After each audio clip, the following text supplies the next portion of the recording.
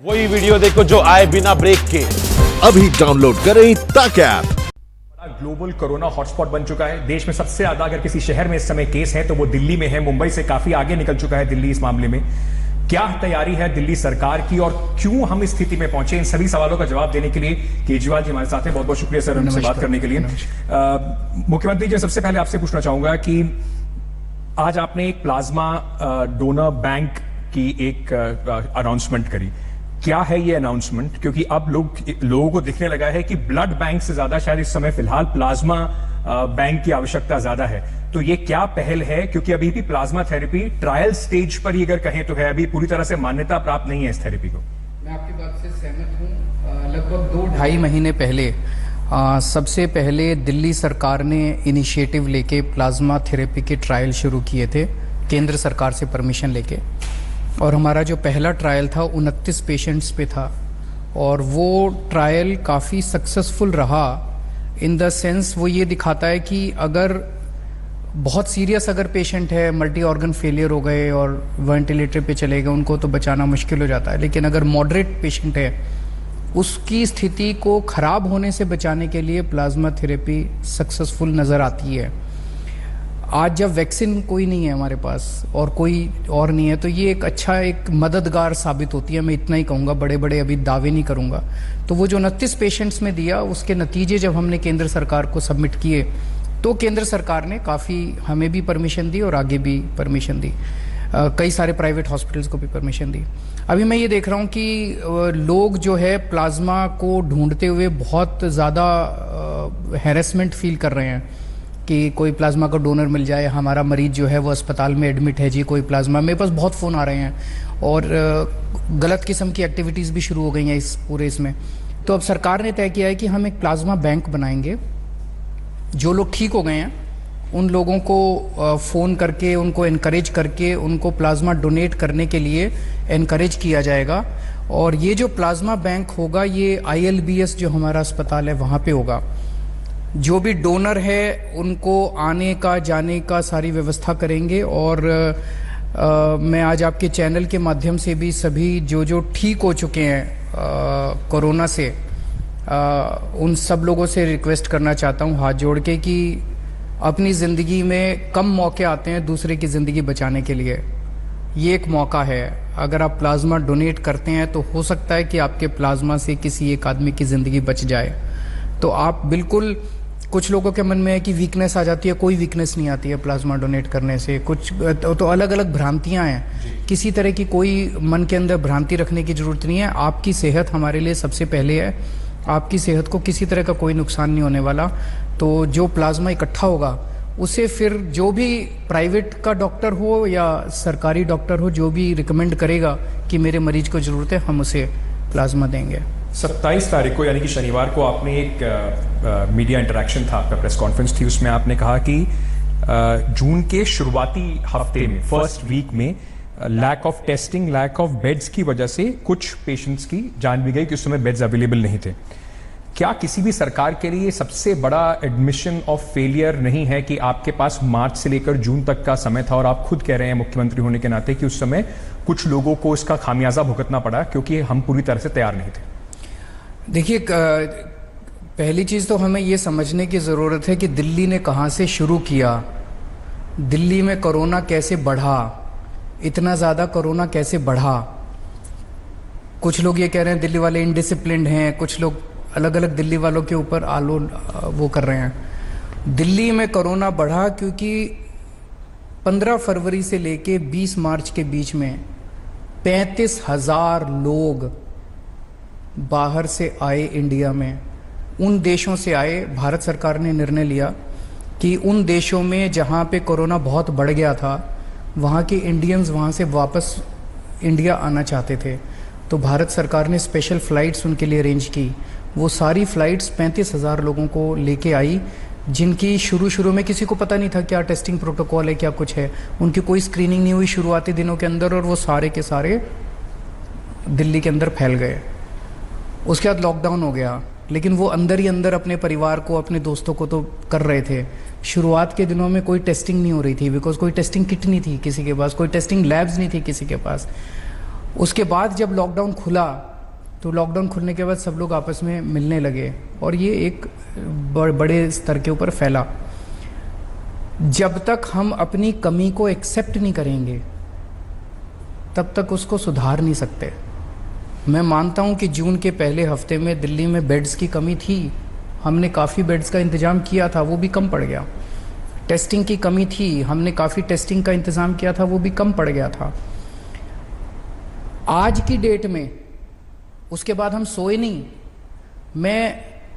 एक चीज़ मैंने रियलाइज़ की कि कोरोना की लड़ाई इतनी बड़ी लड़ाई है जिसको कोई अकेली सरकार नहीं जीत सकती, कोई अकेली एजेंसी नहीं जीत सकती, कोई अकेला व्यक्ति नहीं जीत सकता। सबको साथ लेके चलना पड़ेगा। मैं सबके पास गया, केंद्र सरकार से मदद मांगी टेस्टिंग बढ़ाने के लिए।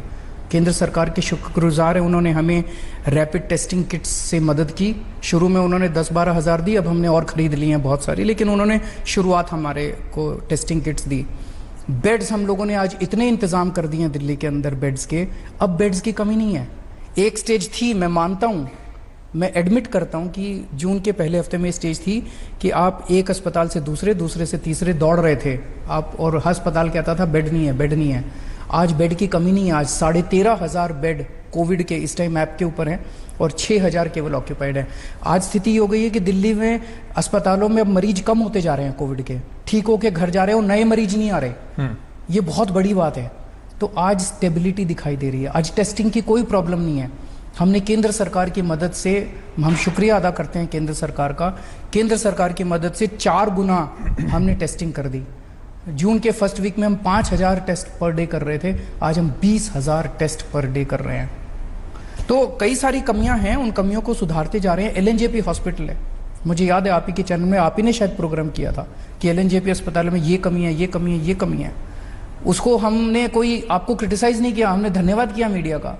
आज कल और परसों पिछले 3 दिन के अखबार और मीडिया उठा के देख लीजिए, वही LNJP अस्पताल, आज सारा मीडिया तारीफ कर रहा है कि LNJP अस्पताल बिल्कुल पलट गया है, उसमें टर्न अराउंड हुआ है। डॉक्टर्स ने, नर्सेज ने, एडमिनिस्ट्रेशन ने, हमने सब ने मिलके इसको चैलेंज के रूप में स्वीकार किया और LNJP अस्पताल में आज डेथ लगभग हाफ हो गई हैं। जो पहले 20-25 डेथ डेली होती थी, आज 6-7 डेथ पर डे हो रही हैं। जब आप ये बात कह रहे हैं कि दिल्ली में अब बेड्स काफ़ी बढ़ गए हैं, केसेस थोड़े कम आ रहे हैं, रिकवरीज बढ़ रही हैं, ये उस टाइम पे आप कह रहे हैं जब 23 तारीख को ऑलमोस्ट 4,000 केस थे और पिछले 10 दिनों में कम से कम हमने देखा मोर लेस 3500 से ज़्यादा केस दिल्ली के अंदर रोज आ रहे हैं। मुंबई से आगे दिल्ली निकल चुका है। शुरुआत में मुंबई में बहुत ज़्यादा केस थे, दिल्ली काफ़ी पीछे था उसके मुकाबले में। क्या जो 2 बहुत क्रूशल महीने थे, अप्रैल और मई के, जब लॉकडाउन पूरी तरीके से इंप्लीमेंट करा गया था, वहाँ शायद हमने बहुत ज़्यादा इंतजाम नहीं करे थे, इस वजह से दिल्ली में आज ये उसमें भी इंतजाम करे थे। जैसे आज जो इंतजाम है, आज मैंने बताया कि 6,000 बेड हमारे हैं, 13,500 बेड का इंतजाम है। आने वाले समय में हम और भी इंतजाम कर रहे हैं। खुदा ना करे, भगवान ना करे कि अगले कुछ दिन में मान लीजिए एक ज़बरदस्त स्पाइक आता है और हमारे सारे इंतजाम कम पड़ जाते हैं, तो उसके बाद उसके हिसाब से इंतजाम करेंगे। कोई भी कोरोना को प्रिडिक्ट नहीं कर पा रहा कि कितने केस आएंगे, कितने नहीं आएंगे। अब 23 जून को 4,000 केस आए, वो धीरे धीरे तब से कम हो रहे हैं। कल 2,800 के करीब केस आए हैं और आज शायद 2,000 के करीब केस रह गए हैं। तो केसेस कम हो, लेकिन हो सकता है कि 10 दिन के बाद कोई स्पाइक आ जाए। तो तैयारी जो है आगे की भी करनी है, लेकिन आगे की कितनी करनी है एक एस्टिमेट के बेसिस पे हम लोग वो कर रहे हैं। इसी एस्टिमेट पे कल गृह मंत्री अमित शाह जी ने बोला कि दिल्ली में 5.5 लाख का जो एस्टिमेट मनीष सिसोदिया जी ने बताया था कि 31 जुलाई तक हो जाएगा, उसने लोगों को बहुत डरा दिया। और यही वो समय था जब गृह मंत्री जी ने यह भी कहा कि मुझे फिर दिल्ली में इंटरवीन करना पड़ा क्योंकि लोग बहुत डरे हुए थे और ऐसा लग रहा था कि सारी सिचुएशन नाकाफी है। तो कहीं ना कहीं क्या लगता है कि अरविंद केजरीवाल की सरकार की क्योंकि कुछ कमी थी, इस वजह से गृह मंत्री को उतरना पड़ा मैदान में? मुझे लगता है, जैसे मैंने कहा कि ये इतनी बड़ी बीमारी है कि कोई भी एक व्यक्ति और कोई भी एक संस्था या कोई भी एक सरकार इससे निजात नहीं पा सकती। जब तक सारे मिलके काम नहीं करेंगे तब तक इसका समाधान नहीं निकल सकता। जब फर्स्ट वीक ऑफ जून में हमारे दिल्ली के अंदर केसेस बढ़ने चालू हुए और जब ये सारी चीज़ें, मैंने दिल्ली के सारे होटल मालिकों से बात की, वो सामने आए। 3,500 बेड्स हमने होटलों के अंदर इंतजाम किए। हमने सारे प्राइवेट हॉस्पिटल से बात की, 40% बेड्स हमने सारे अस्पतालों के उसके लिए बुक कर दिए कोविड के लिए। उसके बाद हमने जितने हमारे अंडर कंस्ट्रक्शन हॉस्पिटल थे उनको चालू करवाया। हमने सामाजिक संस्थाओं से और ये अक्षरधाम टेम्पल वालों ने मदद की, राधा स्वामी वालों ने मदद की, तेरापंथी वालों ने मदद की, से जितनी रिलीजियस ऑर्गेनाइजेशंस है इनसे सबसे हमने मदद मांगी, बैंक्वेट हॉल वालों से मदद मांगी, सबके पास गए, केंद्र सरकार के पास गए। आज आपको स्थिति थोड़ी कंट्रोल में नज़र आ रही है क्योंकि सबने मिलके मिला जुला काम किया। केंद्र सरकार ने, दिल्ली सरकार ने, संस्थाओं ने, होटल ने, लोगों ने, 2 करोड़ लोगों ने भी, बिना लोगों के साथ के आप कुछ भी अचीव नहीं कर सकते। लेकिन अभी हाथ पे हाथ रख के नहीं बैठना है, आगे की तैयारी चालू रखनी है। किसी भी टाइम, जैसे स्पेनिश फ्लू 1918 का देखें, एक बारी पीक आई फिर नीचे हो गई, फिर एक और पीक आई, तो ये कैसे दूसरी पीक आएगी कि नहीं आएगी, कोई कह रहे बरसातों के बाद आएगी, कोई कह रहे सर्दी के बाद आएगी। ये जो हमारा एक अलायंस बना है दिल्ली के अंदर सब लोगों का, ये हमारी दिल्ली के लोगों की सबसे बड़ी स्ट्रेंथ है। लोग ये भी कह रहे हैं कि शुरुआती दिनों में जब कोरोना वायरस शुरू हुआ था तो एक मुख्यमंत्री जो सबसे ज्यादा एक्टिव दिख रहे थे, कंट्रोल में लग रहे थे, अब लग रहा है कि वो केंद्र सरकार कंट्रोल में है और अरविंद केजरीवाल इंजन के पीछे बस चले चले जा रहे हैं कि ये सिचुएशन किसी तरह से बाहर निकल जाए। तो दिल्ली की जो कोरोना वायरस की लड़ाई है उसका इंजन कौन है, अमित शाह या अरविंद केजरीवाल? मुझे नहीं लगता कि इस तरह से कोई ब्लैक एंड वाइट करने का वो पॉसिबिलिटी है। सब लोग अपना अपना, हमें दिल्ली की जिम्मेदारी दिल्ली के लोगों ने चुनाव में आम आदमी पार्टी को दिया। आज दिल्ली के अंदर आम आदमी पार्टी की सरकार है। आम आदमी पार्टी की सरकार का मुखिया होने के नाते और दिल्ली के लोगों का मुख्यमंत्री होने के नाते सारी जिम्मेदारी मेरी है। अगर दिल्ली में कुछ भी बुरा होता है उसकी जिम्मेदारी मेरी है। अगर दिल्ली में बेड्स नहीं मिलते उसकी जिम्मेदारी मेरी है। अगर दिल्ली में टेस्टिंग नहीं होती उसकी जिम्मेदारी मेरी है। अगर दिल्ली में प्लाज्मा की कमी आती है उसकी जिम्मेदारी मेरी है। अगर दिल्ली के अंदर किसी भी लोगों को कोई भी दिक्कत है उसकी जिम्मेदारी मेरी है। और उन दिक्कतों को पूरा करने के लिए मैं किसी के भी पास जाऊंगा, किसी के पैर पकड़ने पड़ेंगे उसके पैर पकड़ूंगा। अगर मेरे किसी के पैर पकड़ने से एक आदमी की ज़िंदगी भी मैं बचा सकता हूँ, मेरे को कोई गुरेज नहीं है उसके पैर पकड़ने से। दिल्ली में अभी शुरुआत में ये दिखाई पड़ा कि अमित शाह आए, वो लाजपत नगर LNJP हॉस्पिटल गए, राधा स्वामी सत्संग वाला जो जहाँ पर ये पूरा 10,000 बेड का पूरा फैसिलिटी बनाया, आपने एक ट्वीट किया, उनको निमंत्रण दिया कि चलिए साथ में जाके उसका इंस्पेक्शन करते हैं। उन्होंने एक और ट्वीट करके बोला कि ये बात तो पहले ही तय हो चुकी है। इसको देखा जा रहा है कि कहीं ना कहीं क्रेडिट की लड़ाई चल रही है कि अरविंद केजरीवाल काम अमित शाह ने शुरू करा दिया है और अरविंद केजरीवाल क्रेडिट लेने की कोशिश कर रहे हैं। आपकी ऑपोजिशन तो कम से कम, और जो लोकल यूनिट बीजेपी की है वो तो आप पे यही इल्जाम लगा रही है। सारा क्रेडिट उनका, आपको नहीं चाहिए, पॉलिटिकल नुकसान नहीं होगा इसका? सारा क्रेडिट उनका। और दिल्ली में जितनी कमियां हैं इस टाइम वो सारी मेरे सर पे। उन कमियों को दूर करने में मैं अपनी जी जान लगा रहा हूँ। लोगों की जान बचाना मेरे लिए इस टाइम सबसे बड़ा धर्म है। मेरे लिए क्रेडिट की लड़ाई नहीं है। आपको नहीं लगता कि इसका पॉलिटिकल नुकसान होगा? लोग सोचेंगे कि वोट तो मुख्यमंत्री जी को दिया था, अब वो कह रहे हैं कि क्रेडिट अगर कुछ अच्छा हो रहा है तो वो अमित शाह कर रहे हैं। तो लेने दो ना सारा क्रेडिट। मैं राजनीति नहीं कर रहा, मेरे को राजनीति नहीं करनी, राजनीति मेरे को करनी भी नहीं आती, राजनीति मेरा मकसद भी नहीं है। मेरा मकसद लोगों की सेवा करना है, मेरा मकसद लोगों की जान बचाना है। मैंने अपने सारी पार्टी के लोगों को कहा, आप देखेंगे ट्विटर के ऊपर देख रहे होंगे, कोई बीजेपी का बड़ा नेता कहता है मुझे प्लाज्मा चाहिए, आम आदमी पार्टी का वॉलंटियर जाके उसको प्लाज्मा दिलाता है। बीजेपी वाला हो चाहे कांग्रेस वाला हो चाहे कोई भी हो, हमें राजनीति नहीं करनी, हमें जान बचानी है। चाहे बीजेपी वाला हो चाहे कांग्रेस वाला हो चाहे आम आदमी पार्टी वाला हो, कोई भी हो, हर एक आदमी की जान हमारे लिए इंपॉर्टेंट है, उसी में लगे हुए हैं। कितना फर्क पड़ा है केंद्र सरकार और मिनिस्ट्री ऑफ होम अफेयर्स के इंटरवेंशन से दिल्ली की लड़ाई में कोरोना वायरस के खिलाफ? क्योंकि दिल्ली में वैसे भी थोड़ा कॉम्प्लिकेटेड स्ट्रक्चर है, एक तरफ MCD है, केंद्र सरकार के भी हैं। क्योंकि कुछ चीज़ों में देखा गया, जैसे कि आपने बीच में कहा कि आपकी सरकार ने कि बाहर के लोगों का इलाज करना संभव शायद नहीं होगा, वो केंद्र सरकार के अस्पताल करें, दिल्ली सरकार के अस्पतालों को रिजर्व कर दिया जाए, उसको केंद्र सरकार ने पलट दिया। होम आइसोलेशन वाली जो पॉलिसी थी उसके ऊपर कुछ मतभेद रहे। तो क्या एक समन्वय बन पाया है और कितना फायदा मिला है अरविंद केजरीवाल की सरकार को कोरोना वायरस की लड़ाई में केंद्र सरकार के इंटरवेंशन से? अभी तक हमने उनसे कई बार मदद मांगी, जैसे शुरू में पीपी किट्स नहीं थे हमारे पास, हमने केंद्र सरकार से मांगा, उन्होंने दिए। शुरू में टेस्टिंग किट्स नहीं थे हमारे पास, हमने उनसे मांगे, उन्होंने दिए। अभी फिलहाल के दिनों में हमने उनसे ऑक्सीजन के सिलेंडर्स मांगे, उन्होंने हमें ऑक्सीजन के सिलेंडर्स दिए। हमने उनसे कहा कि ये जो राधा स्वामी सत्संग के अंदर इतना बड़ा सेंटर बन रहा है, हमारे पास डॉक्टर्स और नर्सेज की कमी थी, हमने उनसे मांगा, उन्होंने डॉक्टर्स और नर्सेज की सुविधा सब हमें दिलवाई। तो कई बार जो चीज़ें हम लोगों ने मांगी उन्होंने काफ़ी मदद, अब सबसे बड़ी मदद पिछले दिनों में मिली एक्सपर्ट एडवाइस की। नेशनल लेवल पे उनके पास बड़े बड़े एक्सपर्ट्स हैं, दिल्ली के लेवल पे हमारे पास उस किस्म के उस लेवल के एक्सपर्ट्स नहीं हो सकते।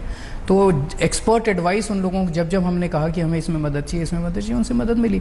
और जैसा मैंने कहा कि कोई भी व्यक्ति, कोई भी संस्था या कोई भी सरकार अगर ये सोचे कि हम अकेले कोरोना से निपट लेंगे, वो किसी और ही प्लेनेट में रह रहे हैं।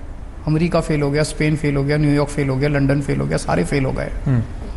कोई एक सरकार कर ही नहीं सकती, सबको मिलके एफर्ट्स करने पड़ेंगे। और दिल्ली के अंदर आपको उसी का नतीजा आज नजर आ रहा है। पिछले जो हमारा अलायंस हुआ है, राजनीति को बिल्कुल साइड रख के, तू मैं को बिल्कुल साइड रख के, हमने जो एक साथ मिलके काम किया है टीम की तरह, सारों ने, होटल वालों ने, हॉस्पिटल वालों ने। अब इस लड़ाई में अगर आप सोचें कि अस्पतालों की कोई भूमिका नहीं है, बहुत बड़ी भूमिका है। आप ये कहें कि होटल वालों की कोई भूमिका नहीं है, बहुत बड़ी भूमिका है। मैंने जो बेड्स, हम लोगों ने बेड्स की जो त्राही हो रही थी, 4 दिन के अंदर बेड्स की जो संख्या बढ़ाई, वो इन्हीं लोगों की वजह से बढ़ाई, इनके साथ लेके हम लोगों ने बढ़ाई। टेस्टिंग की जो व्यवस्था बढ़ाई, वो लैब्स के सहयोग से बढ़ाई, लैब्स वालों से हमने बात की। तो सब लोगों का साथ है, सब लोगों के साथ से सब लोग आगे बढ़ रहे हैं। इसमें कोई भी क्रेडिट की लड़ाई नहीं है। और जैसा मैंने कहा कि सारा क्रेडिट उन सब लोगों का, और जो कमियां हैं वो मेरे जिम्मे है। क्या एस्टिमेट है? अभी 5.5 लाख का एक एस्टिमेट दिया गया था, जिसको लेकर कहा गया कि वो तो शायद लोग डर गए उससे ज़्यादा। अभी आज को फिलहाल देखते हुए, स्थिति को देखते हुए, क्या है एस्टिमेट आपका कि आगे किस तरीके से दिल्ली में कोरोना वायरस के केस बढ़? पहली चीज़ मैं 5.5 लाख वाले को क्लैरिफाई कर देता हूँ। 5.5 लाख का जो एस्टिमेट था वो केंद्र सरकार का फॉर्मूला, एक केंद्र सरकार की एक वेबसाइट है जो वो हर राज्य को देते हैं, उसको उसका पासवर्ड वगैरह, उसमें हर राज्य सरकार अपना डेटा फीड करती है और वो फिर वेबसाइट, केंद्र सरकार की वेबसाइट थ्रो अप करती है आगे 2 महीने के क्या प्रोजेक्शंस हैं। वो रिकवरी रेट पे बेस्ड होता है, ग्रोथ रेट पे बेस्ड होता है और एक डेथ रेट पे बेस्ड होता है। एक दो चीज़ें और होती हैं, उसके बेसिस पे ये फॉर्मूला होता है। उस फॉर्मूले ने ये बताया था कि 31 जुलाई तक 5.5 लाख केस आने की उम्मीद है। मुख्यमंत्री होते हुए मेरी जिम्मेदारी है लोगों को बताना कि ये आने वाले समय में तस्वीर नजर आ रही है, इसीलिए सब लोग तैयार हो जाओ, इतना नहीं होने देना। अगर मैं अपने लोगों को बताऊंगा ही नहीं तो लोग चौकन्ने कैसे होंगे, लोग तैयारी कैसे, एक होगा मेरे को पूरा करना जी। अब मुझे आज बड़ी खुशी है कहते हुए, जून के अंतिम 30 जून कल है, 30 जून तक जितने उस फॉर्मूले के हिसाब से 30 जून तक 15,000 बेड्स की जरूरत थी। 1 लाख केस 15 और 45,000 एक्टिव केसेस उसमें लिखे हुए थे। 1 लाख टोटल केस होने थे, 45,000 एक्टिव केस होने थे और 15,000 बेड की जरूरत थी। हमारे एफर्ट्स की वजह से, दिल्ली के लोगों की एफर्ट्स की वजह से, दिल्ली सरकार के एफर्ट्स की वजह से, सभी लोगों के, केंद्र सरकार के एफर्ट्स की वजह से आज ये कहते हुए मुझे प्रसन्नता है कि 30 जून आ गया लेकिन 27,000 एक्टिव केसेस हैं, 15,000 बेड्स की जरूरत नहीं है, 6,000 बेड भी पूरे नहीं भर रहे, आधे बेड्स की जरूरत है, आधे एक्टिव केसेस हो रहे हैं। और इस टाइम स्थिति, पिछले हफ्ते जो स्थिति है उसने एक तरह से टर्न अराउंड लिया है। आज दिल्ली के अस्पतालों में मरीजों की संख्या घट रही है, केसेस बढ़ रहे होंगे लेकिन घर में सबका इलाज हो रहा है। आज दिल्ली में जितने लोग बीमार हो रहे हैं उससे ज्यादा लोग डेली ठीक हो रहे हैं। आज दिल्ली में मौत जो है वो तेजी के साथ कम होती जा रही है, डेथ कम हो रही है। आज जितने लोग पहले हम टेस्ट करते थे उसमें से पॉजिटिविटी रेशो कहते हैं कि जितने लोग हम टेस्ट करते थे उसमें जितने पॉजिटिव आते थे, आज उनकी संख्या घटती जा रही है। ये कई सारी चीज़ें पिछले हफ्ते 10 दिन में होने लगी हैं और मैं उम्मीद करता हूँ कि फिंगर्स क्रॉस्ड कि आगे ऊपर वाले की दया से, सब लोगों के सहयोग से कोरोना बढ़ना नहीं चाहिए। क्या लगता है आपको कब तक दिल्ली में पीक आएगा, आपका क्या अनुमान है? और अगले कुछ दिनों में, आगे आने वाले दिनों में, जैसे आप कह रहे हैं अगर ट्रेंड जो नंबर ऑफ केसेस का वो डाउनवर्ड रहता है, तो आपको क्या लगता है कि जो एकदम स्पर्ट आया था उसको कंट्रोल करने में आप कामयाब हुए? जो एकदम से स्पर्ट आया था उसमें जो सबका सहयोग लिया हम लोगों ने, वो चाबी है उसकी। किसी ने हमें टेस्टिंग किट दिए, किसी ने हमें एक्सपर्ट एडवाइस दी, किसी ने हमें अपनी जगह दी, किसी ने कोई सहयोग दिया, किसी ने होटल दिए, किसी ने ये दिया, किसी ने, सबका सहयोग जो था उसने आज अपने को, दिल्ली को उस कठिन परिस्थिति से निकाल लिया है। आज दिल्ली स्टेबल नज़र आती है, दिल्ली के आंकड़े स्टेबल नज़र आते हैं, दिल्ली में उतनी प्रॉब्लम नज़र नहीं आती।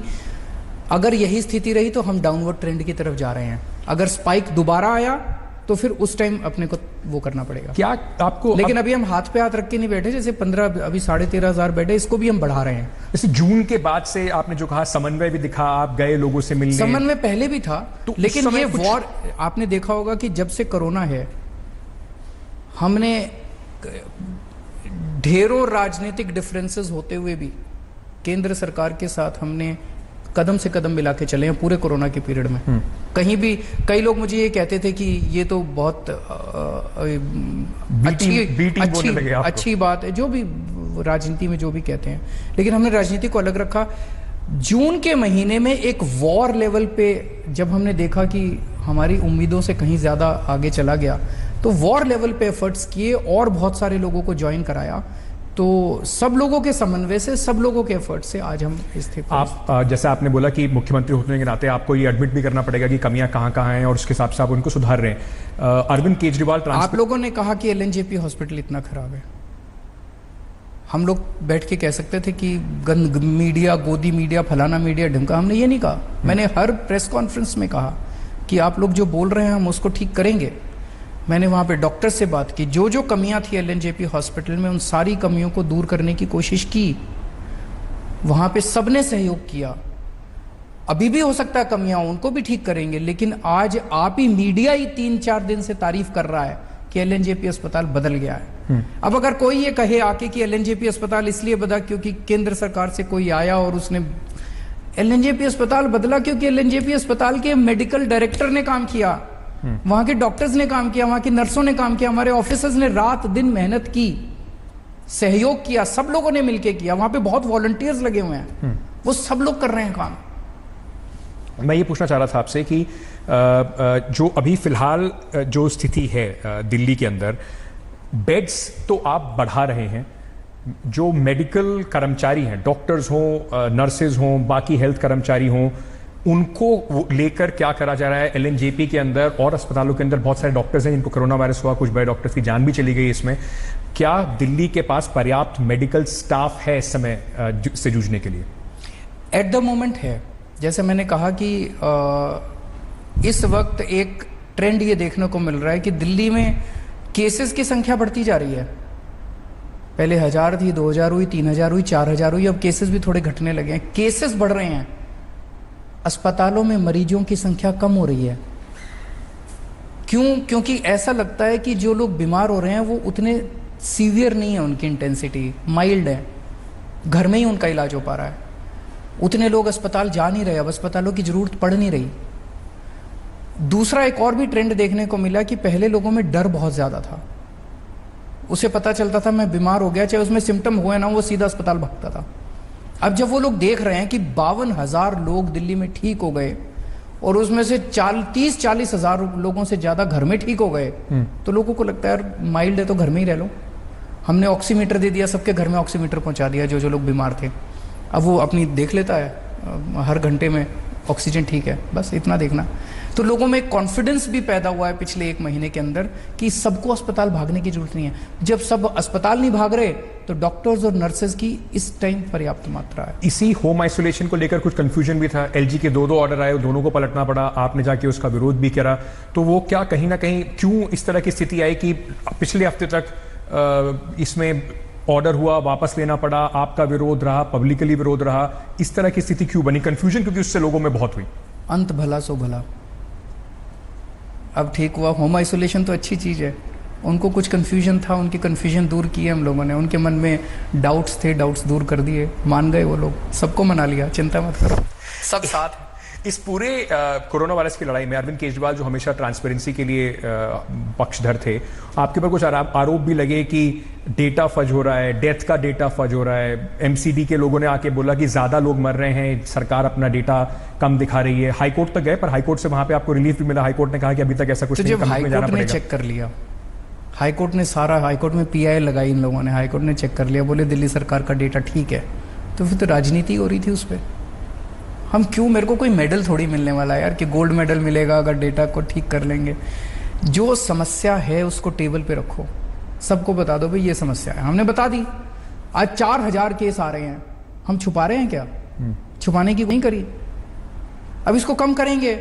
अगर हम समस्या को ही नहीं सामने रखेंगे, आपने कहा 5.5 लाख क्यों बताया था भाई, उस टाइम केंद्र सरकार की वेबसाइट के हिसाब से अनुमान 5.5 लाख का था, हमने तैयारी भी उसी हिसाब से करनी शुरू की, अब केसेस कम हुए हैं, तो अब देख रहे हैं आगे जैसे जैसे होगा।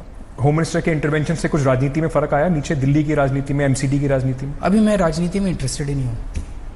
एक सीरोलॉजिकल सर्वे आपने कहा शुरू होगा दिल्ली में, डोर टू डोर सर्वे शुरू होगा, क्या शुरू हो गया? हो गया शुरू। 45 लाख हाउस होल्ड का एक समझ लें टारगेट है, 2 करोड़ लोगों का। नहीं वो अलग है, वो सीरोलॉजिकल सर्वे 20,000 लोगों का, 20,000 का। पर मैं कह रहा हूँ एक डोर टू डोर सर्वे की भी बात उसके ऊपर भी चर्चा चल रही है। केंद्र सरकार ने इसमें कहा, उनकी एक्सपर्ट कमेटी जो है के पॉल साहब की, उसने कहा कि पूरी दिल्ली का सर्वे होना चाहिए। हमने कहा जरूर करेंगे।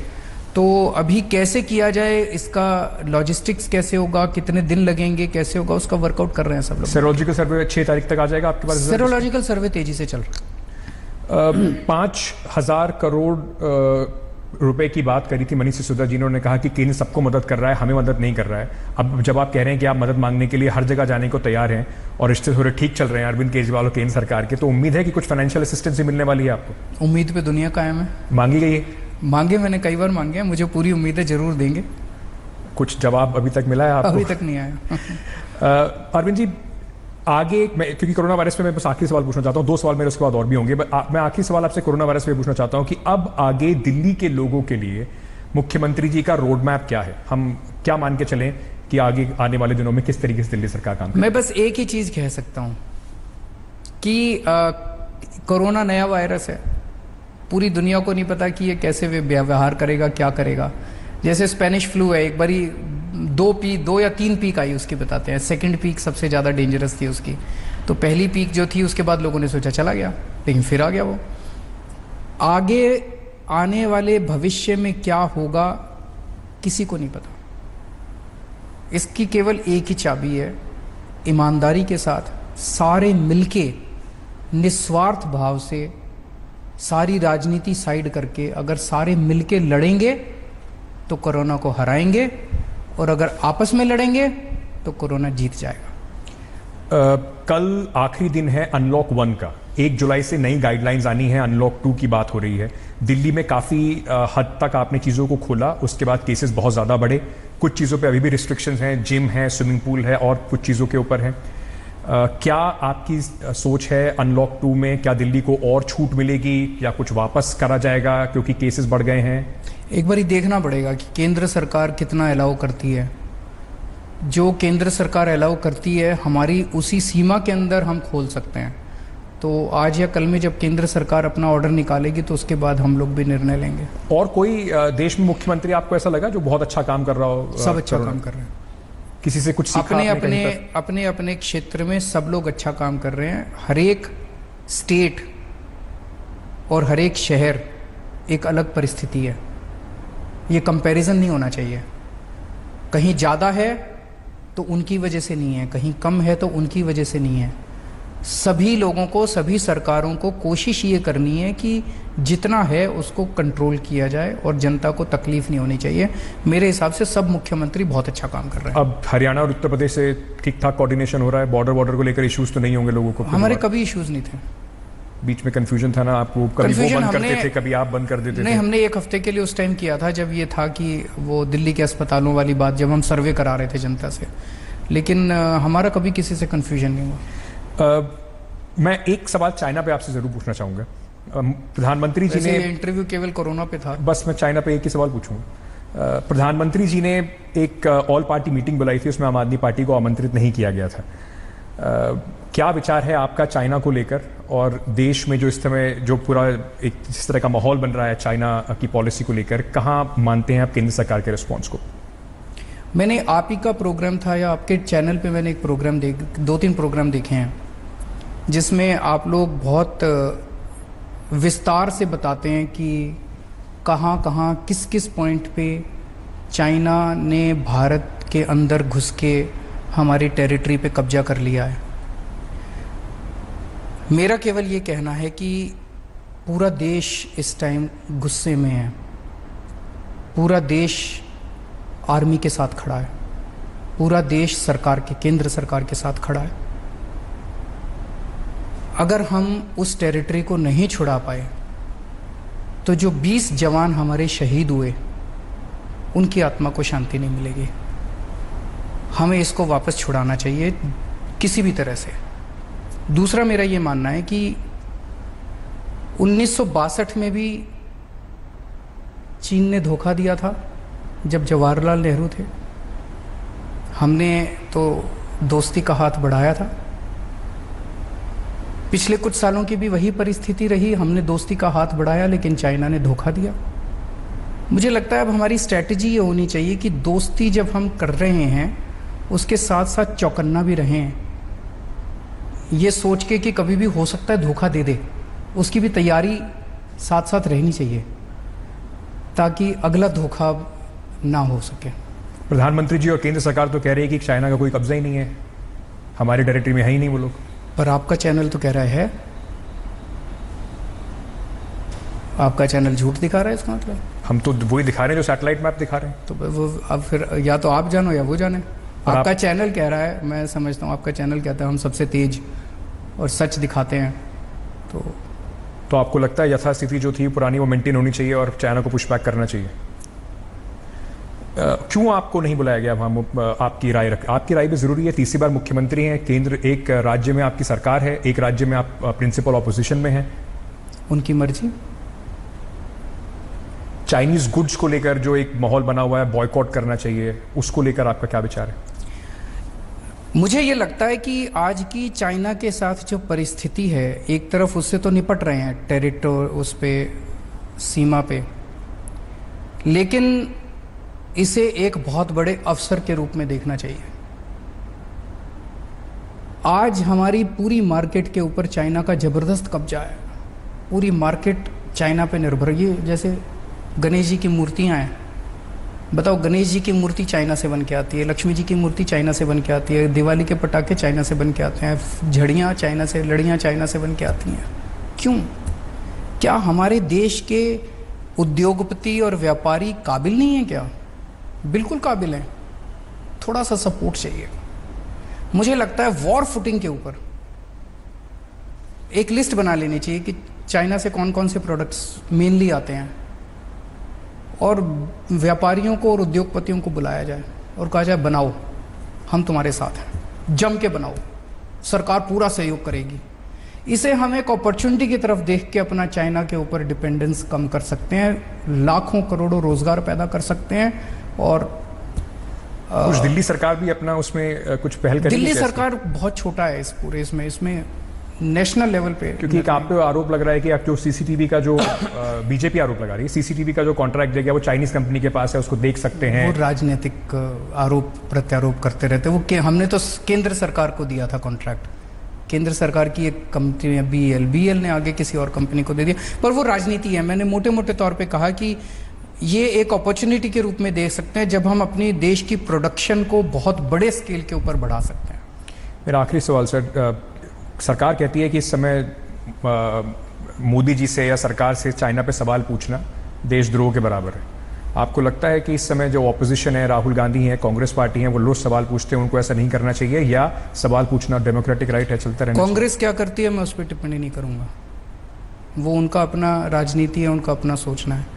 पर मुझे लगता है नंबर 1 कि जनतंत्र के अंदर सवाल पूछे जाने चाहिए, और नंबर 2 कि जब नेशनल आपदा आए इस तरह की, जब दूसरे देश के साथ, तो जिस मर्जी पार्टी की सरकार हो, चाहे हमारी उससे कितने भी राजनीतिक वो हों, तब सारे देश को इकट्ठा होके अपने नेशनल गवर्नमेंट को और आर्मी का साथ देना चाहिए। अरविंद केजरीवाल, हमसे बेबाकी से बात करने के लिए बहुत बहुत शुक्रिया। सारे सवालों का आपने जवाब दिया, इसके लिए भी आपका बहुत बहुत शुक्रिया। Thank you so much and all the best, क्योंकि दिल्ली के लिए जंग अभी बहुत बड़ी है, जारी है, और उम्मीद यही कर रहे हैं जो रेस है सबसे आगे रहने की कोरोना में, इसमें हम जितना पीछे आ जाएं शायद उतना ही बेहतर है। वहाँ पे नंबर 1 होने की हमें आवश्यकता नहीं होगी। दिल्ली के मुख्यमंत्री अरविंद केजरीवाल बताते हुए कि अब स्थिति बहुत अगले आने वाले 5-7 दिनों में क्रूशल है। कुछ सुधार किए गए हैं पिछले कुछ दिनों को देखते हुए, और उससे उसका कुछ इम्पैक्ट भी अब नजर आने लगा है।